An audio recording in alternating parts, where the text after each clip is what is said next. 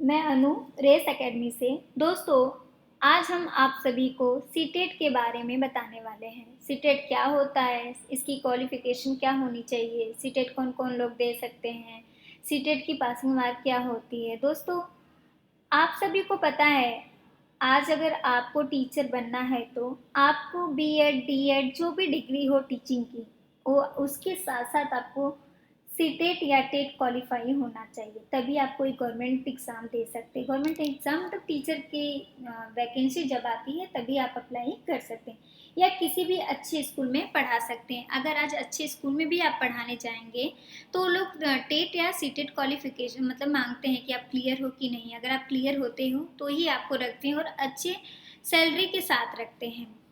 Otherwise वो आप बोलते हैं कि टेट या सीटेट क्लियर होकर आप आओ।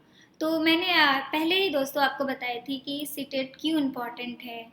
आपको अगर आपको 1 to 8 वालों को 1 to 8 स्टैंडर्ड वाले बच्चों को पढ़ाना है तो आपको सीटेट या टेट क्वालिफाई होना चाहिए। अगर आपको स्कूल में पढ़ाना है तो भी, या फिर स्कूल हो, गवर्नमेंट के हो या फिर प्राइवेट हो, दोनों की जगह पढ़ाने के लिए आपको सीटेट या टेट क्वालिफाई होना चाहिए। और फिर इसकी हिस्ट्री ये है कि पहले ऐसा कुछ नहीं था। पहले आप बस बीएड कर लिए, डीएड या बीटीसी कर लिए तो आप बस सीधा फॉर्म आती थी गवर्नमेंट का, उसको अप्लाई करते थे और परसेंटेज के बेसिस पे आपके ज्वाइनिंग हो जाती थी। बट 2011 से अब हट गया है। अगर अभी आपको टीचर बनना है तो आपको टेट सीटेट क्वालिफाई होंगे। उसके बाद जो वैकेंसी निकलती है, चाहे आपका सुपर टेट हो, जो भी जिस स्टेट का हो, सुपर टेट यूपी का है, महाराष्ट्र का टैट होता है, TAIT, उसकी जब वैकेंसी आती है आप वो एग्ज़ाम देते हैं, फिर कट ऑफ जाती है, फिर फाइनली आपके अगर आप क्लियर होते तो आपको जॉब मिल जाती थी।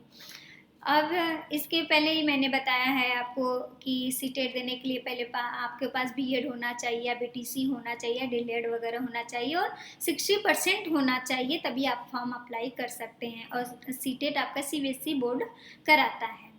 और फिर ए ऊपर की मैंने आपको बताया ही है कि क्या क्या क्वालिफिकेशन वगैरह होगी। एक बार आप इसे चाहिए तो देख सकते हैं अपने से PDF। और सीटेट अगर क्वालिफाई हैं तो आप KVS में, केंद्रीय विद्यालय में आप अप्लाई कर सकते हैं, NVS में कर सकते हैं, कई सारे इसमें। एंड अगर टेट है आपका तो आप KVS में या NVS में नहीं अप्लाई कर सकते हैं। ठीक है। तो वैसे देखें तो हम टेट के ज़्यादा कंपेयर सीटेट अच्छा। अगर आप सीटेट क्लियर हैं तो आप किसी भी स्टेट के जो एग्ज़ाम होते हैं टीचिंग के, आप अप्लाई कर सकते हैं। बस कुछ ही स्टेट छोड़ के, जैसे अभी हरियाणा में ये था कि आप सीटेट पास हो तो आप अप्लाई नहीं कर सकते। रिसेंटली इस ईयर का था, 2022 का जब आया था वैकेंसी उनका कि महाराष्ट्र, अरे सॉरी, हरियाणा का टेट ही आप क्वालिफाई हो तभी टीचिंग के लिए अप्लाई कर सकते हैं, अदरवाइज नहीं। लेकिन यूपी, बिहार, MP, राजस्थान, इन लोग में अगर आपका सीटेट भी क्वालिफाई हो तो वहाँ के टीचिंग एग्ज़ाम के लिए जो वैकेंसी आती है आप अप्लाई कर सकते हैं। ठीक है। फिर दूसरी चीज़ आती है आपके सीटेट के कितने पेपर होते हैं।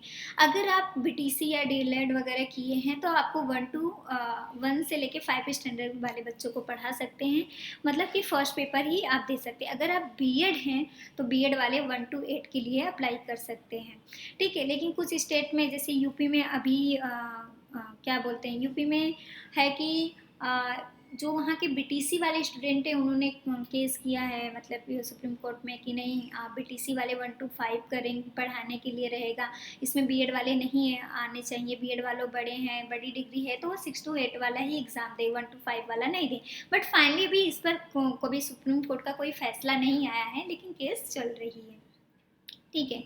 तो फर्स्ट पेपर में क्या होता है, सीटेट के 5 सेक्शन होते हैं। आपका CDP होता है, मैथ होता है, इन्वायरमेंट होता है और लैंग्वेज 1 और लैंग्वेज 2 होता है।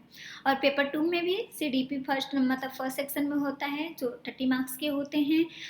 फिर 60 मार्क्स के आपके मैथमेटिक्स या सोशल साइंस होते हैं। और थर्ड सेक्शन आपका आता है लैंग्वेज 1, फोर्थ सेक्शन आपका आता है लैंग्वेज 2। लैंग्वेज 1 या लैंग्वेज 2 में आप कोई भी लैंग्वेज चूज़ कर सकते हैं। ठीक है। हिंदी इंग्लिश का फर्स्ट लैंग्वेज में आप हिंदी ले सकते हैं या फिर इंग्लिश ले सकते हैं। कोई भी भाषा अगर आप, मैं मोस्टली यही बोलूँगी कि अगर आप इंग्लिश मीडियम से हैं या फिर किसी भी मीडियम से हैं, मैं आपको यही बोलूँगी कि फर्स्ट लैंग्वेज आप हिंदी ही लो, क्योंकि हिंदी की जो मतलब कि पद आते हैं वो बहुत ईज़ी होते हैं कंपेयर टू इंग्लिश का। तो आप बेटर यही होगा कि हिंदी चूज़ करें, बट अगर आप इंग्लिश में बहुत ज़्यादा कंफर्टेबल हैं, बहुत अच्छी इंग्लिश है आपकी, अंडरस्टैंड बहुत अच्छे से करते हैं, तो आप English one language one English choose कर सकते हैं। ये दोनों पेपर 150 मार्क्स के होते हैं, 2.5 घंटे के पेपर होते हैं और ऑनलाइन बेसिस पर होते थे, पहले ऑफलाइन बेसिस पर होते थे, बट अभी इस 2023 से ये नहीं 2022 से ही बोलेंगे, क्योंकि दिसंबर से पेपर शुरू हुआ 28 के, तो ये आपका ऑनलाइन इस साल से वो कर दिए हैं। पहले ऐसा था कि सीटेट में आपके पासिंग मार्क्स हर एक कैटेगरी के लिए अलग अलग, जैसे आप जनरल के लिए देखेंगे तो 90 मार्क्स है, आपको 90 150 में से 90 नंबर लाना होता है, और ओबीसी हैं तो 82 मार्क्स लाना होता है, अगर एसटी एससी हैं तो भी 82 लाना होता है। लेकिन अभी कुछ स्टेट में, जैसे अभी यूपी का ये आया है कि अगर यूपी में आप सीट नंबर बेसिस पर, पहले जस्ट क्वालिफाइंग है तो आप एग्ज़ाम दे सकते हैं, लेकिन सीटेट में आप यूपी में सीटेट के नंबर जुड़ने लगे हों, सीटेट हो या फिर टेट के नंबर जुड़ने लगे, बस अभी ये यूपी में है 1/4 नंबर जुड़ेंगे। आप जो भी सीटेट या टेट में पाए हो, अगर आप यूपी में सुपर टेट के लिए आप अप्लाई किए हैं तो आपके जितने नंबर सीटेट या टेट में पाए हैं 1/4 आपका ऐड होगा। ठीक है, ये रहा सीटेट की बात दोस्तों। अब हम बात करते हैं कि रेस एकेडमी में आपको कैसे पढ़ाया जाता है। रेस एकेडमी में 5 स्टार प्रोग्राम चलाया जाता है, जिसमें जो फैकल्टी होती है, आपको जो टीचर पढ़ाने वाले होते हैं वो बेस्ट होते हैं, वो ऑलरेडी उन्होंने सीटेट या टेट एग्ज़ाम क्वालिफाई किए होते हैं। और दूसरी चीज़ आता है मटेरियल्स, आपको सीटेट का जो मटेरियल्स होता है वो आपको रेस एकेडमी प्रोवाइड करती है विथ 10 टेस्ट सीरीज़ के साथ। आपको भी पता है कि सीटेट में टेस्ट सीरीज़ कितनी इम्पॉर्टेंट है। अगर आप लास्ट ईयर के 10 टेस्ट सीरीज़ कर लिए इसके, आपका प्रीवियस ईयर क्वेश्चन पेपर जिसको बोलते हैं, तो आपको बहुत अच्छा आइडिया हो जाता है कि आपको पेपर पैटर्न कैसा है, पेपर कैसा आएगा, किस टाइप के क्वेश्चन आते हैं, आपको कैसे हैंडल करना है, तो और बहुत आप अच्छा नंबर स्कोर करते हैं। फिर आपकी आती है ब्रांचेस और बैचेस की टाइमिंग। ब्रांच आपका बोरीवली है, और फिर बैचेस आपके कई हैं, जैसे मॉर्निंग के, आफ्टरनून के हैं, इवनिंग के, कंफर्टेबल आप जिस मतलब जो भी बैच आप ज्वाइन कर सकते हैं। ठीक है। और फोर्थ चीज़ आता है कि आपके इसके अपडेट मतलब कि आपको कोई इन्फॉर्मेशन हो कि इसकी वैकेंसी वगैरह कब आती हैं, इस सब का अपडेट हम आपको, एक हमारा टेलीग्राम ऐप होता है, उस पर आपका ग्रुप, टेलीग्राम ऐप पर एक आपका ग्रुप बना होता है, जिस पर हम आपको अपडेट करते हैं कि आपकी वैकेंसी आई है, फॉर्म फिलअप कर दो। अगर आप फॉर्म अपने से भर लेते हो तो दैट्स ग्रेट, अगर नहीं भर पाते हो तो आप अपने डॉक्यूमेंट्स लाइए, यहाँ के जो स्टाफ हैं वो आपके फॉर्म फिलअप करने में मदद करेंगे। फिर डाउट सॉल्विंग, आपको 24 आवर्स आप डाउट सॉल्विंग है यहाँ पर, ऐसा नहीं है कि सिर्फ आप आएँ 2 घंटे का लेक्चर अटेंड किए और फिर चले गए।